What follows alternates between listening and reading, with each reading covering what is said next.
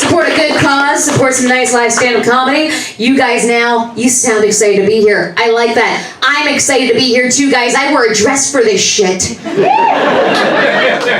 Yeah, I went right to my closet, pulled it out of the closet, went, this white and gold dress right here, I'm putting it right the fuck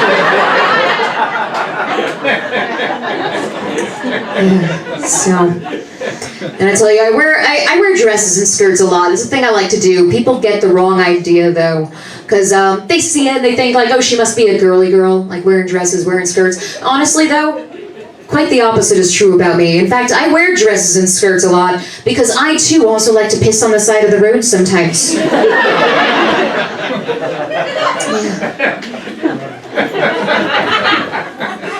I like you guys. We're gonna have some fun. So, I feel like we're on good terms, so I'm gonna tell you guys something about myself. Dan introduced me as Mollie Sperduto, but I gotta let you guys in on a little secret. Mollie is not my real name. Just when you thought you knew me, right? So I will tell you, I was born Amalia Sperduto because my parents wanted me to spend my entire life correcting people. Yeah, amen. In fact, here's where they're real fuckers though. When I was born, they sat me down, or whatever you do to a newborn that just did the yoo, that thing. And they said to me, we're gonna name you Amalia. And people are gonna have a hard time with it. They're not gonna be able to wrap their head around the vowel change. But we're gonna make it easy on you. We're gonna give you a nickname. We're gonna call you Mollie. And newborn me goes, thanks, Mom and Dad. Mom and Dad say, haha, not so fast. We're gonna spell Mollie with an I-E. You sons of bitches! So that's been my plight. Who's the one that said hell yeah? It was like at that table, right? Amen. Amen? Hell yeah, amen. They're synonyms. They're synonyms. So what is your name, if I may ask? Janelsi? Janelsi? Yes. Were your parents trying to decide between several names and just kind of... Or like, is one of your parents Spanish, so they went Janelle? See? Like... Pretty much. Jackie, Nelson, the Puerto Rican. Jackie, Nelson, and Puerto Rican. I guessed it entirely. But yes, Amalia Sperduto. It's a very Italian name. It's so Italian that if you say it 3 times in front of a mirror, the ghost of James Gandolfini appears in front of you. And it's a very Italian name. And you know, it makes sense, because when you look at me, you think to yourself, now there's a girl who looks about as Italian as Jackie Chan. Yeah, I am half Italian though. My dad's the Italian side, my mom's side is stuff. We'll figure it out eventually. But she put her foot down one day. She decided she was going to figure out our lineage, and she's like, I'm going to go online, I'm going to do some research, I'm going to figure it out. And so every day when I came home from work, there was a new discovery. It's like, Mollie, we might be Spanish. Mollie, we might be Russian. Mollie, I don't think we're Swedish anymore. And I'm like, anymore? What kind of time travel warlock wizardry are you doing when I'm not here, Ma? I looked over her shoulder the entire time. She's just playing a game of Risk. But I tried to figure it out. My husband and I, we got those 23andMe kits. Some of you know what I'm talking about. Those of you that don't, 23andMe, it's an ancestry testing kit. So you get this teeny tiny little vial, and you're supposed to produce a little bit of spit to go into it, and about 26 years later, you finally get the damn thing filled. It was the weirdest date night he ever had me on, but the results came back, and it was completely unhelpful for my mother's side. Like, yes, there's a smattering of Irish, that makes sense, I have red hair, but then otherwise it was broadly Northwestern European, broadly Northern European, broadly European, and 1% Native American and or African, and I went, wait. I mean, there's a whole lot to unpack here, but why do they lump them into the same category? They're completely different. I'm like, what is the other 1%? Your 1% is possibly Norwegian or Japanese. We don't know. You'll figure it out. So, yeah, completely unhelpful about my mother, though. So we know my dad's Italian. My mother's the fucking Epcot Center.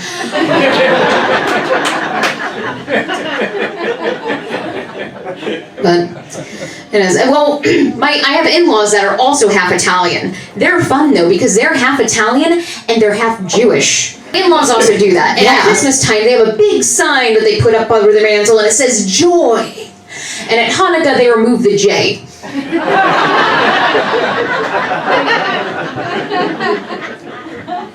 So,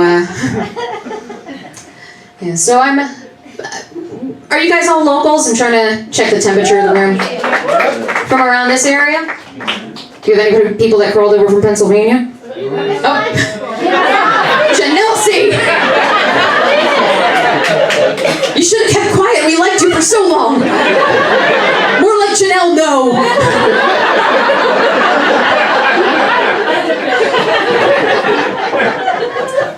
Anyway, thank you for being you, by the way. I'm from an area that you guys might know is the Jersey Shore. Alright, I got some woos. And I love the place. So I'm about 20 minutes out of Seaside, a town that many of you probably know of. Most of you probably don't remember, but you know, you get it. But my heart goes out to that town though, and I'll tell you why. Back in 2012, the place was decimated by Hurricane Sandy, right? Tom's River. And Tom's River, but, well, I'm talking about Seaside right now. We'll get there. But 2012, the place was decimated by Sandy, and the following year, what was left of Seaside, destroyed by a fire. Sad times, right? But we banded together and we were strong because you know what? The place could get devastated by a hurricane, it can get destroyed by a fire, but we all know that MTV is still the worst fucking thing that's ever happened to that town.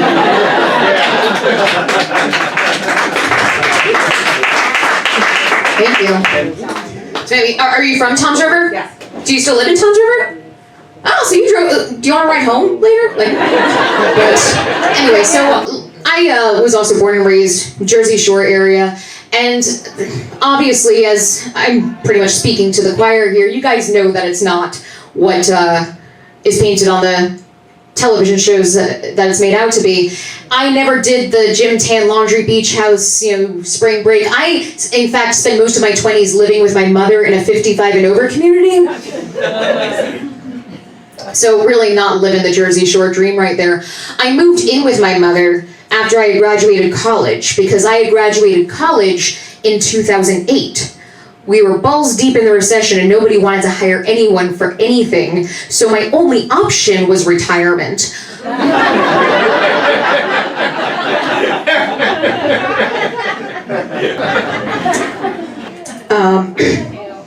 Yeah, but lots of crazy things happened. I actually got hit on by one of my neighbors in the village. I'll tell you the story. It started, kid you not, at the shuffleboard court. I was not there on purpose. Just to kind of get an idea of who I'm talking to, have any of you been to a retirement village, visited? Yeah, all right. Have a couple people applauding for retirement villages. Okay, you can do that. You do you, boo-boo. For those of you that don't, and the folks that do, you can, agree with me on this if you so want to. Go to any single one of them. Every retirement village is a maze. Yup. I'm pretty sure every retirement village at one point was a cornfield. So anyway, where was I going? So, like I said, I was at the shuffleboard court. That's where this story was going. I was not there on purpose. My point to that whole rant was that I passed the shuffleboard court 4 times trying to find the exit to the neighborhood. And at that point, I just went, screw it. Something's probably going to happen here tonight. So I hang out at the shuffleboard court, and this gentleman approaches me, and he says to me, "I noticed you staring at me from across the court."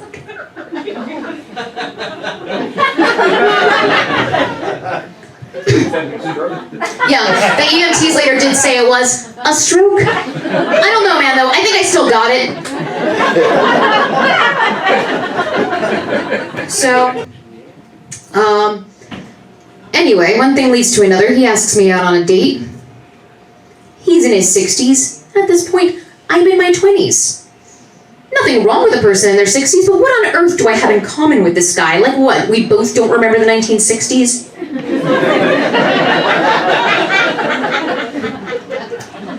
Plus, I'll be honest, I'm vain as hell. Like, if I'm gonna go out on a date with you, we have to look like we belong together. We have to look cute. We have to look so freaking adorable that bitter, lonely single people just see us walking down the street and straight up want to light us on fire. Like, that's where I'm at.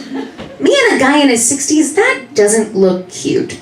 In fact, I still get carded at movie theaters. Me and a guy in his 60s doesn't look legal sometimes.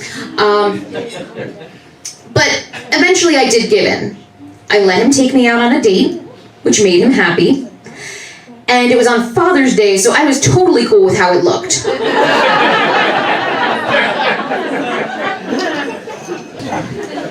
Thanks, y'all.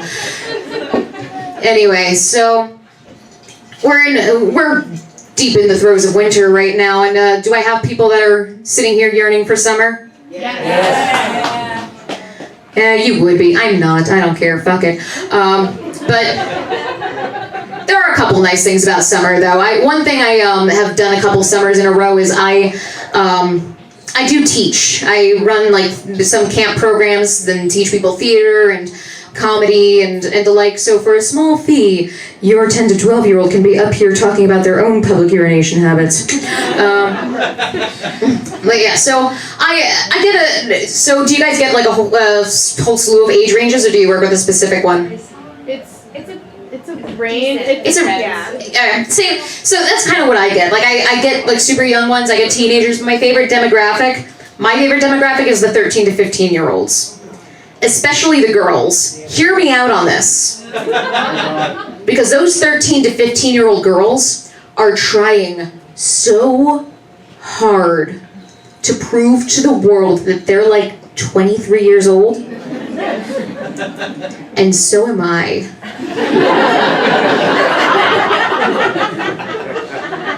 Our reasons are different.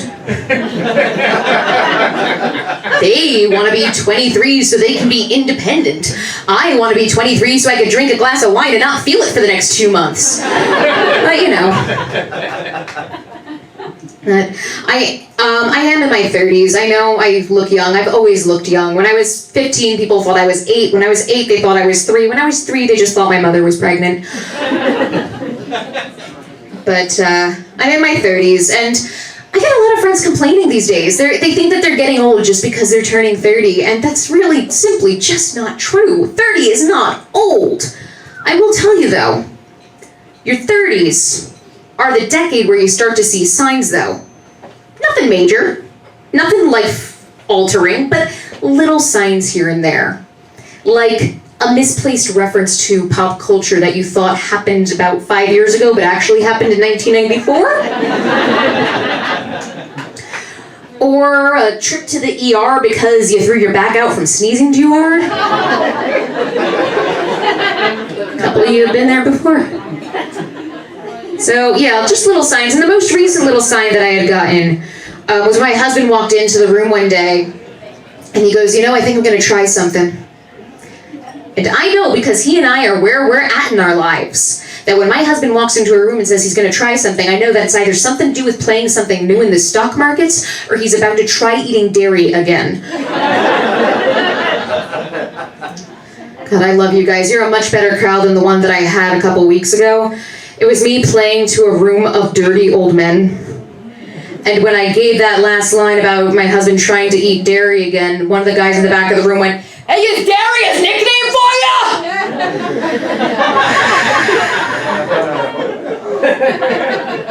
So I like you guys a lot better, I'm going to tell you that. But another sign of getting older is when you get your first boss that's younger than you. Yeah. You've been there? Right. Yeah. So I work part-time at my church. We just had a new administration overhaul, and my new boss is younger than me. I've never asked what his age is. I just know he's younger than me because his name is Aiden.